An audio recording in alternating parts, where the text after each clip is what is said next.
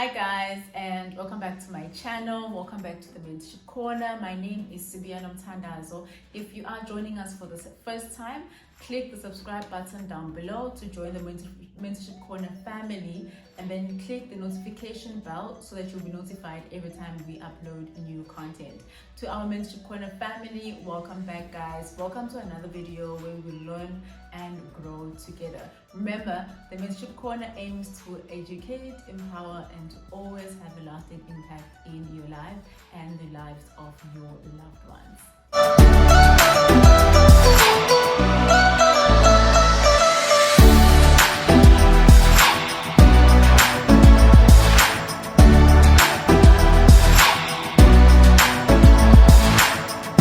Today's video, I am going to be sharing with you guys some important things to take into account when you are choosing your medical aid plan.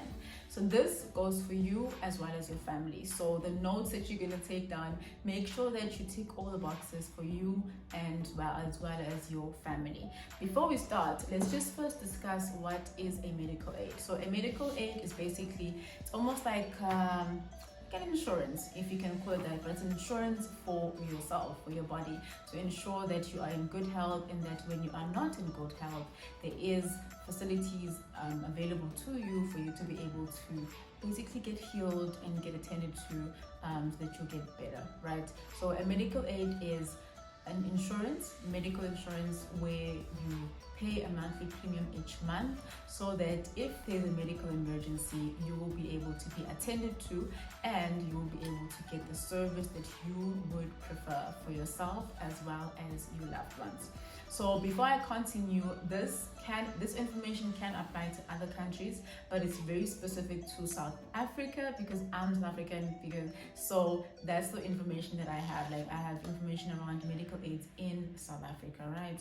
So in South Africa, there are two types of medical aid schemes. The first one is your open medical aid scheme, and then the second one is your restricted medical aid scheme. They are both medical aids. The main difference is that your open medical aid schemes, it's normally just your medical aid that is available for anyone and everyone to be able to tap into and to be able to get a plan from. Whereas your restricted medical aid is medical aid that is only for a specific group of people. It's normally like a company medical aid that is only available to people who work for a particular company.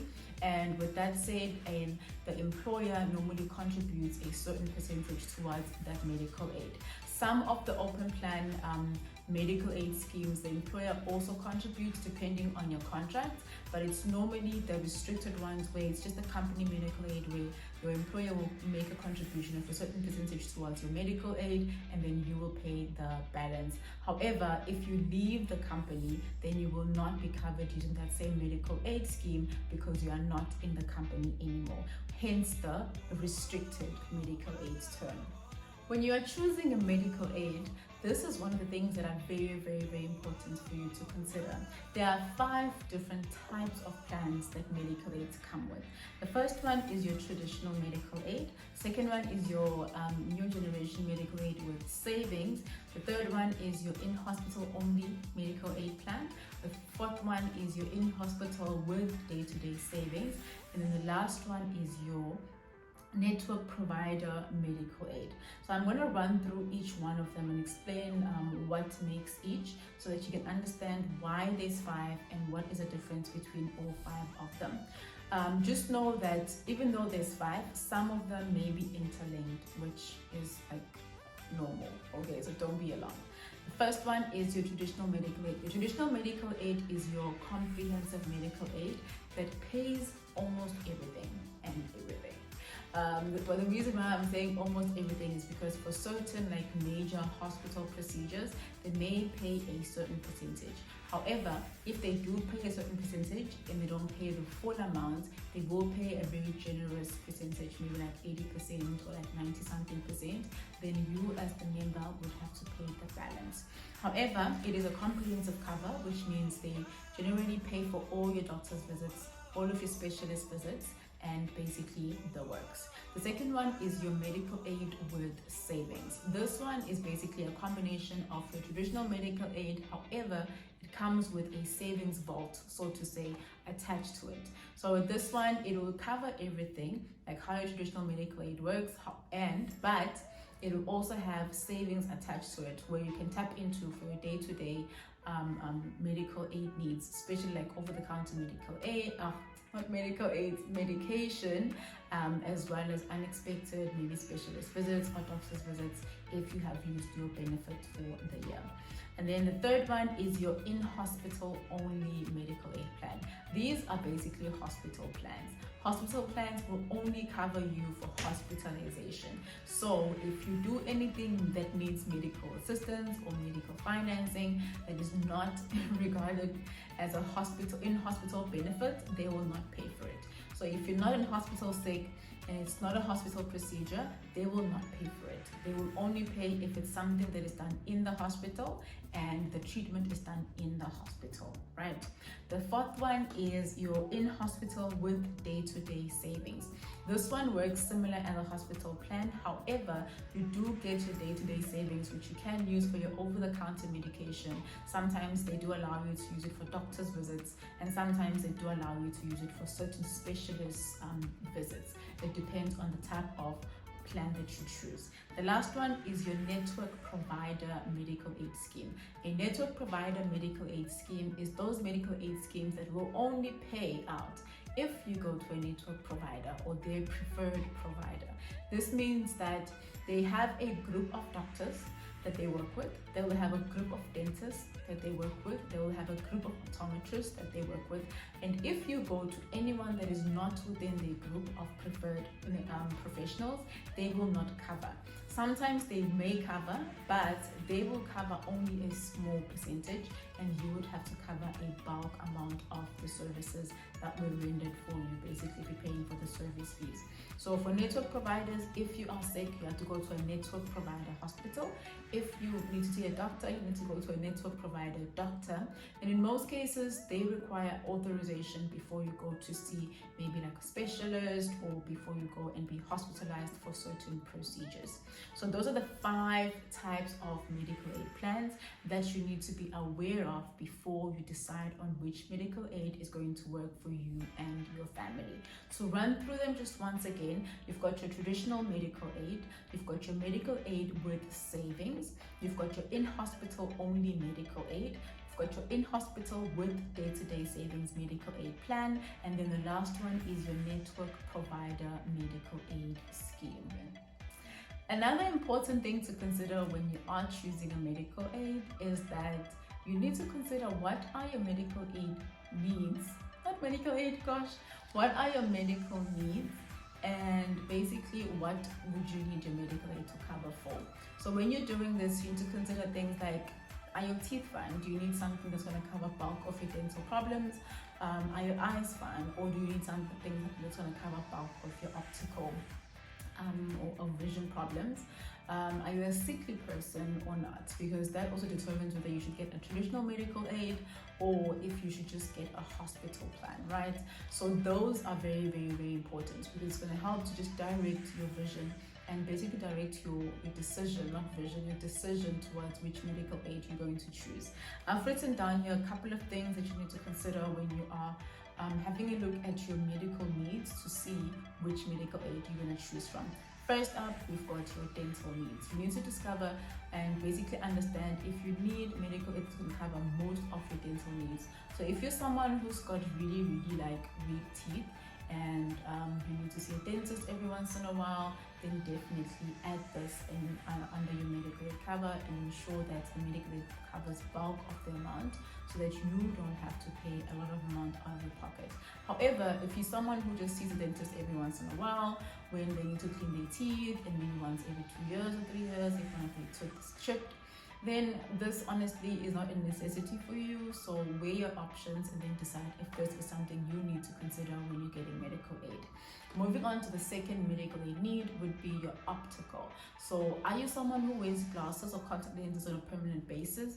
If yes, then when you're choosing medical aid, it is advisable that you choose something that covers your optical needs optimally, basically, so that you know every 2 years when you need to go and get your glasses made, or every year when you need to get your contact lenses sorted out, your medical aid will pay up for that, and you don't need to tap into your emergency funds or tap into your normal salary to chip in the money and pay for the benefits and the services, right? The next one is your doctor's visits. This also varies. If you are someone who is very sickly and who goes to the doctor often, or for example, if you're a child, you need a medical aid that has unlimited doctor's visits, so that every time you go to the doctor, you don't need to chip out money from your pocket to cover the cost. And then your checkups. Checkups would be like your gynae visits. If you're a guy, at some point you need to start going for prostate cancer screening, ladies breast cancer screening, doing your medical checkups every year. That is something that's important. So you must consider, is it something that I'm willing to pay money for, or it's something that should be included on my medical aid so that you don't have to stress about putting money away for that particular checkup in your life. The next thing is, I think these three are like the major ones that I think you should consider depending on your lifestyle, of course. But first is specialists. Are you someone who is most likely to go to a specialist? If yes, then obviously you want to get medical aid. It will cover a bulk amount towards your specialist visits, and a medical aid covers most of your specialist visits. It doesn't limit you maybe to 1 or 2 specialist visits in the year. Right. The next one is hospitalization. For hospitalization, important things to consider is, one, does your medical aid cover 100% of the hospital fees, or they cover a percentage? If they cover a percentage, what's the percentage, and are you willing to pay in the remainder of the amount or not? 2, you need to consider having a look at which hospitals do they cater to, because some medical aids will pay for any hospital you go into, but some medical aids will only pay if you go to a provider hospital. So it's very important to understand which hospitals they cover, and then check if it's hospitals that you are willing to go to. If not, then obviously then make an adjustment and see how you can adjust, and then get a plan that's going to cater for all of that for you. The next one and the last one, and I also think it's a very important one to consider, especially with this in this day and age where most people are traveling, you need to consider getting a medical aid that covers your travel medical insurance. This is to make sure that if you are in a foreign country and you fall sick and you need to go see a doctor, you will be able to go and see a doctor, and they will be able to cover the expenses for that. So it is very, very, very, very important. So medical needs that you can consider when you're choosing your medical aid, it's your dental needs, your eyes, guys, optical needs, your doctor's visits, your routine checkups or screenings that you need to do every year, specialist visits, hospitalization, as well as your travel, because you need to understand that if you're going to be traveling, you need to be able to have medical insurance so that if anything happens to you, you will be covered. So to finish off this part of the video, just remember that you need to choose a priority medical aid need for you as well as for your family, and then that will direct with the decision that you're going to make for your final medical aid that you're going to choose for you and your family. The last thing I want to talk about under choosing your medical aids is that you need to understand that sometimes medical aids will not pay the full amount for the services that you needed or the medical devices that you may need, and that is where something called gap cover may come in. Gap cover is basically almost like a medical aid, but it's like insurance almost, or like an emergency fund almost, if I can say that, where if you were hospitalized and your medical aid was supposed to pay, let's say 40,000 rands, and they only paid 30,000 rands, then you can then tap into your gap cover and they will pay the remaining 10,000 rands so that you don't pay money from your pocket. It is obviously an additional amount, but if you take a cheap medical aid and then you take gap cover, I'm sure it won't be that expensive. Then it can cover you throughout basically, and will cover you for almost everything, and also for emergency hospitalization that sometimes your medical aid may not pay for. With that said, I love you guys absolutely a lot. I hope the information provided on this video will help you to choose your best medical aid. Remember, compare. Prices alone, it's not just enough. You need to also compare what the medical aid covers for, and obviously if it caters for your medical needs. as well as for your family's medical aid. Not medical aid, medical needs. I love you guys absolutely a lot. It is goodbye from me. Don't forget to like, share, and subscribe to join the Mentorship Corner family. Bye, guys.